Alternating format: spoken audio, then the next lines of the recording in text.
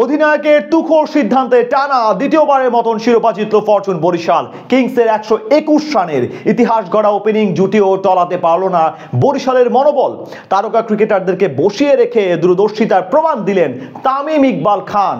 Tamim match জেতানো দূরদর্শী সিদ্ধান্ত নিয়ে বিস্তারিত রিপোর্টে।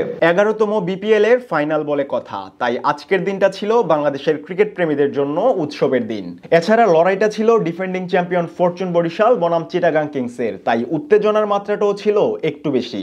শেষমেশ সব জল্পনা কল্পনার অবসান ঘটিয়ে টানা দ্বিতীয়বারের মতন শিরোপা ঘরে তুলল তামিম ইকবালের দল। এদিন টস জিতে বোলিং এর সিদ্ধান্ত নেন বরিশালের কাপ্তান। ইমন নাফের রেকর্ড গড়া ওপেনিং জুটিতে 195 রানের টার্গেট ছুড়ে দেয় চিটাগাং কিংস। জবাবে ব্যাট করতে নেমে বিধ্বংসী ইনিংস খেলেন তামিম ইকবাল। চড়াই উতরাই পেরিয়ে ফাইনাল ম্যাচ ফাইনালের মতোই বুক চিতিয়ে লড়াই করে রিশাদ হোসেন। 3 বল হাতে রেখেই জয়ের বন্দরে নোঙর করে বরিশালের লঞ্চ। এর আগে কিংসের বিপক্ষে কোয়ালিফায়ার ম্যাচ জিতে সবার আগে ফাইনাল নিশ্চিত করে শিরোপার দৌড়ে এগিয়েছিল ফরচুন বরিশাল।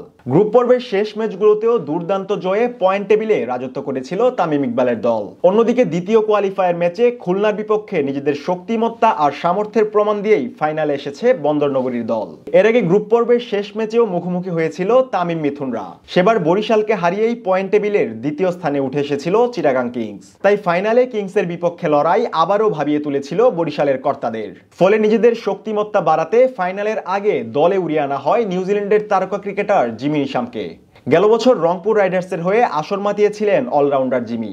ব্যাটিং এর পাশাপাশি ডানহাতি ফাস্ট মিডিয়াম বলেও দারুণ কার্যকর এই বামহাতি ব্যাটার। সম্প্রতি এসএ-20তে খেলেছেন ক্যাপিটালসের হয়ে। শেষ ম্যাচে ক্যাপটাউনের বিপক্ষে 32 রান তোলার পাশাপাশি ঝুলিতে ভরেছেন 3টি উইকেটও।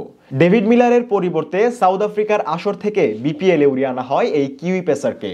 এক ম্যাচ খেলার জন্যই বাংলাদেশে আসেন জিমি, আর এসেই বরিশালের স্কোয়াডের সাথে মিরপুর একাডেমির অনুশীলনে যোগ দেন বরিশালের তারকা। দিনভর জিমির অনুশীলন নজর কেড়েছে বিপিএল ভক্তদের, তাই স্বাভাবিকভাবেই বরিশালের সমর্থকদের আশা ছিল ফাইনালের লড়াইয়ে দেখা যাবে এই তারকাকে। কিন্তু সব জল্পনা কল্পনা মিথ্যা প্রমাণ হয় বরিশালের প্লেইং 11-এ জিমি নিশাম না থাকায়। স্কোয়াডে রাখা হলেও শেষমেশ মাঠে দেখা যায়নি এই বাঁহাতি ব্যাটারকে। ফলে সবার মনেই প্রশ্ন জেগেছে, যদি খেলানোই না হয় তাহলে কেন এত অর্থ আর সময় ব্যয় করা হলো এই বিদেশি তারকার পিছনে? এর পিছনে রয়েছে গুরুত্বপূর্ণ কিছু কারণ ও ইতিহাসের শিক্ষা। কোয়ালিফায়ার ম্যাচের আগেও বরিশালে যুক্ত হওয়ার কথা ছিল গুটি কয়েক বিদেশি তারকার, কিন্তু শেষ সময়ে তা সম্ভব হয়নি ক্রিকেটারদের ব্যস্ততার কারণে। তবে আশার আলো হয়ে যোগ দিয়েছিলেন মায়ার্স।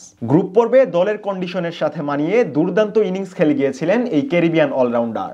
মায়ার্সের সংযুক্তিতে কিংসের বিপক্ষে কোয়ালিফায়ার ম্যাচ জিতেছিল ফরচুন বরিশাল। দারুণ জয়ে ফাইনাল নিশ্চিত হওয়ায় কনফিডেন্সেও চাঙ্গা ছিল ফ্র্যাঞ্চাইজিটি, আর সেই কনফিডেন্সটা ভাঙতে চায়নি বরিশালের কাপ্তান তামিম ইকবাল। এর আগে শেষ মুহূর্তে 3 বিদেশি তারকা দলে ভিড়িয়েও ম্যাচ জিততে পারেনি গ্লোবাল জয়ী রংপুর রাইডার্স। খুলনার কাছে হেরে বিদায় নেয় আসর থেকে।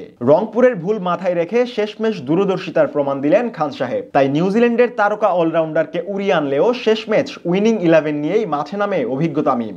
আর তাতেই যেন বাজিমাত, টানা দ্বিতীয়বারের মতন শিরোপা উঠল বরিশালের লঞ্চে।